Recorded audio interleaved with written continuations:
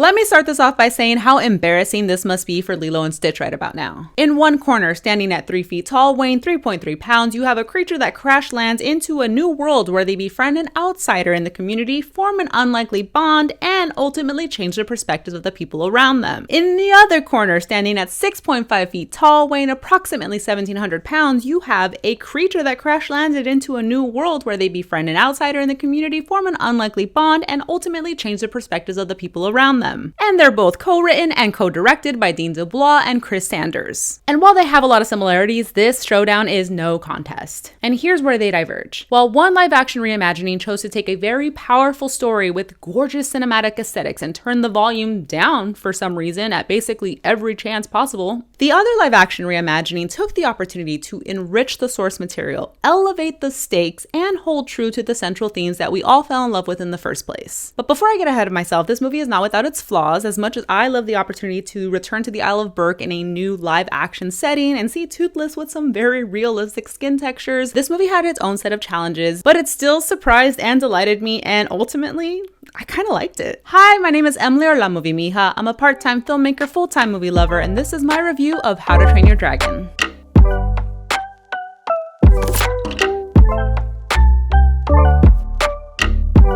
Welcome back to my channel. Thank you so much for checking out my video. I'm going to do my very best to keep this as spoiler-free as possible while still touching on some of the major changes from the animated version and the live-action version without giving too much away. So whether or not you've seen the animated version, you've seen this one, seen neither, you will not walk away from this having the whole story spoiled for you, but there will be some details that I will dive into. On the rugged Isle of Berk, a Viking boy named Hiccup defies centuries of tradition by befriending a dragon named Toothless. However, when an ancient threat emerges that endangers both species, Hiccup's friendship with Toothless becomes the key to forging a new future. Together, they must navigate the delicate path toward peace, soaring beyond the boundaries of their worlds and redefining what it means to be a hero and a leader. The film is directed by DeBlois and it stars Mason Thames, Nico Parker, Gerard Butler, Nick Frost, Julian Dennison, Henry Trevelyan, Bronwyn James, Gabriel Howell, Ruth Codd, and many more. Now I want to know, have we yet established the rubric for how we are to evaluate these types of movies? Are we comparing it on the basis of its fidelity to the original? Is it evaluated as its own thing? I think the amount of time that passes between the original and the newest version is a key factor to consider because no one really is comparing Robert Eggers' version of Nosferatu to the F.W. Murnau. But in that case, we're talking a 95-year gap. For How to Train Your Dragon, it's only been 15 years. That's like as if a baby was born the year that How to Train Your Dragon, the animated version, came out, they would only be celebrating their quinceañera this year. 15 years does not a full adult make. And as a fan of the 2010 film, I have some thoughts. First thing to note is, yes, this is a very faithful reimagining of the film, if not a one-to-one shot remake of the original DreamWorks animated film. Same lines, same line deliveries, same plot, same sequence of events, even the same director. But like I mentioned before, I think that this version took some great strides to elevate the stakes and make the wish fulfillment of dragon riding so much more visceral. We feel the strain between Hiccup and Stoic a little bit more. We feel the bond between Hiccup and Toothless a little bit more. And we even feel the passion and bravery from Astrid a little bit more. Everything is a bit more dire, and that makes for an overall more thrilling adventure. But here's where the question lies. Did we need to make these changes? Does a movie like How to Train Your Dragon need to be more thrilling? I sure think so. When compared to something like Lilo and Stitch, How to Train Your Dragon is actually the better fit to receive a live action update. It's geared toward a slightly older audience, preteens, and me, and there's a level of adventure that calls for shooting on location, practical effects and stunts, and I can't lie, getting to see those flying scenes in the live action world was pretty rad. Before we continue on, please consider liking and subscribing to my channel. You'll get one new movie review from me every single week. And if you want more movie news, reviews, and personal insights from me, you can follow me at Movie Mija on Instagram, TikTok, and Letterboxd. Now back to the review.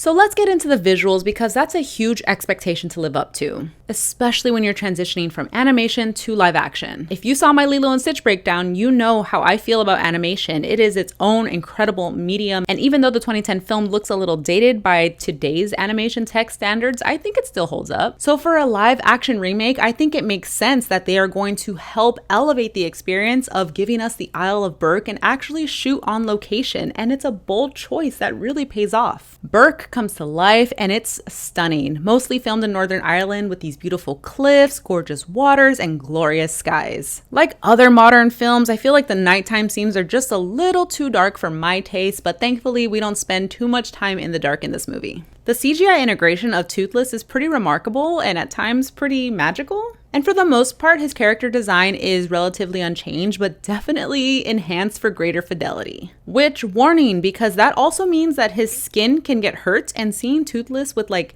abrasions on his arms and belly made me really sad. It's brief, but it's shocking. And yeah, the dragons are a huge part of this movie. I love that the transition to live action didn't diminish the presence of dragons. Unlike... we get the same character designs we love, and they pull it off impressively. One of the most breathtaking sequences in the original are the flight tests and all the flight sequences between Hiccup and Toothless. And for me, the magic really translated. In the beginning, when we have our earlier test flights with Toothless, I was a little worried because it's very rough, it's very quick edits, it was hard to follow the action, but that makes sense because these are rougher flights. They're trying to find their footing and their rhythm together. So naturally, as the film progresses and they get better at flying together, we are rewarded with more beautiful and serene, impressive visuals of them flying in the skies. And I had a major flare up a few times in those scenes. Hit me square in the face. Speaking of an adult crying in a dragon movie, a large part of that is due to the music. Music composer John Powell returned to put some new flourishes on the score. John Powell, of course, scored the original trilogy and is the composer for films like Wicked and Wicked for Good. In an interview, he said that his intentions were to make changes to the live action How to Train Your Dragon score just slight and fitting enough that he wanted them to feel like they were always there. Which was basically the approach for the entire film, like stay faithful to the source and only make slight changes that will be almost discernible to audiences. Which brings me to the biggest switch up this movie made, the casting. The biggest discernible difference in this reimagining is the attention it draws to the diversity of the Berk inhabitants. Berk houses all of the greatest warriors from across the world who have joined together to make it their life's mission to destroy the dragon's nest. The best warriors from around the world.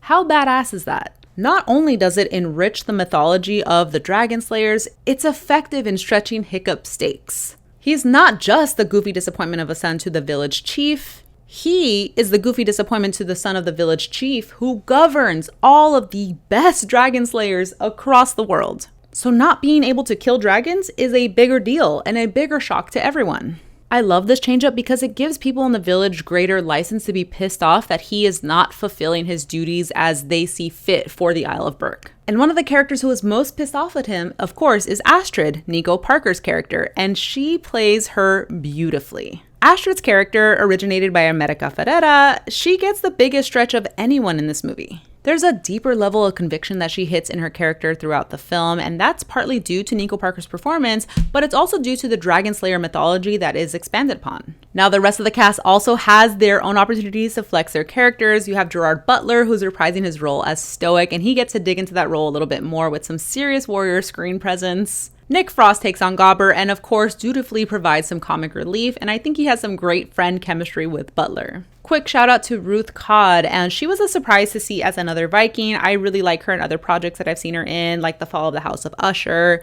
There are characters in How to Train Your Dragon who have lost their limbs in battle, and Ruth Codd, in addition to being a great actress, is an amputee, so it was great to have her included within this cast of Vikings. She doesn't get much to do in this film, but if we get a part 2, I hope to see more of her. As for the rest of the teenage dragon slayers, I don't mean to pass them up. I definitely think that they really ate up their roles. I enjoyed them all together. They had some great chemistry as friends. I mean, Mason Thames as our lead Hiccup, he strikes the right balance of gawky and passionate. He has great chemistry with everybody. Gerard as his dad, it's a very believable father-son relationship. I really enjoyed his relationship with Astrid throughout the film and how that got to develop. And even Toothless. Let's take a second to shout out the fact that he has great chemistry with Toothless, because that is a feat in and of itself. Seeing as most of the time when you look at the behind-the-scenes footage, Toothless is nothing more than a ball on a stick. Rounding out the cast, we have our twins, we have Fishlegs, we have Snotlout, and everyone is a good mashup of the animated inspiration that they are being drawn from, while bringing a little something new to all of their roles. Overall, I really enjoyed this new reimagining of How to Train Your Your Dragon. And that's exactly what it is. It is taking all of the same things, like one-to-one copy and paste to the live action world.